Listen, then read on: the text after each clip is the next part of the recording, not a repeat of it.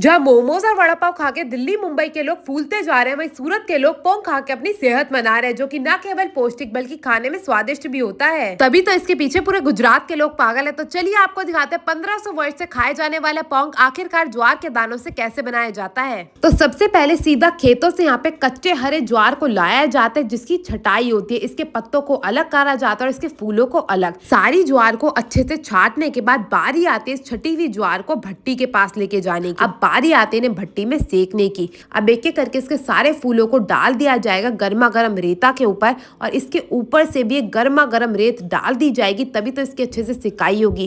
क्योंकि ये जो ज्वार के दाने कच्चे होते हैं, इसीलिए मात्र 30 से 40 सेकंड के अंदर सारे के सारे दाने जो है वो अच्छे से सिक के तैयार हो जाते हैं। उसके बाद इन्हें पलट दिया जाता है और दोनों ओर से अच्छे से रेत के अंदर इन्हें सेका जाता है। करीबन 1.5 से 2 मिनट तक अच्छे से रेत में भुनने के बाद इस पोंग को रेत में से निकाला जाता है और इसको छाटा जाता है। तो यहाँ पे आप देख सकते हैं पोंग रेत में से निकल चुका है। अब इस बड़े से डंठल के ऊपर रेत को अलग करा जाएगा, मगर रेत इतनी ज्यादा होती है कि वो आमतौर पे इससे नहीं निकल सकती। इसीलिए बारी आती है इसकी पिटाई की, जिसके लिए सबसे पहले बड़े बड़े पोंग के दाने लिए जाएंगे। इन्हें डाला जाएगा इस कपड़े की पोटली के अंदर।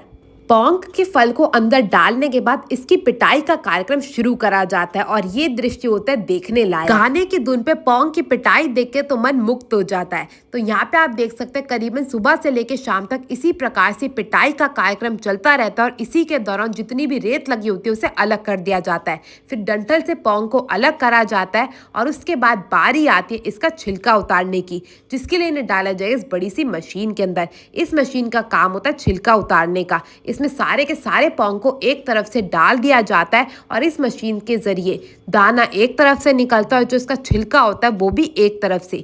तो यहाँ पे आप देख सकते हैं 3 तरफ से यहाँ पे लगाए गए हैं, जिसमें एक तरफ जो है बिल्कुल छिलका निकल के बाहर आता जा रहा है, और बाकी दोनों तरफ जो है वो दाने के साथ छिलका निकल के आता है। जितना भी बारीक छिलका होता है वो रह जाता है दाने के साथ ही। तो यहाँ पे आप देख सकते हैं बिल्कुल बारीक बारीक जो छिलका है वो अभी भी पोंग के दानों पे लगा हुआ है। इसको अलग करने के लिए इसकी दोबारा से छटाई करी जाएगी, जिसके लिए इसे लिया जाता है छज्जे के ऊपर। इस छज्जे की सहायता से हमारी प्यारी प्यारी सारी की सारी जो आप बहनें देख रहे हैं ना, इनका काम होता है छटाई का।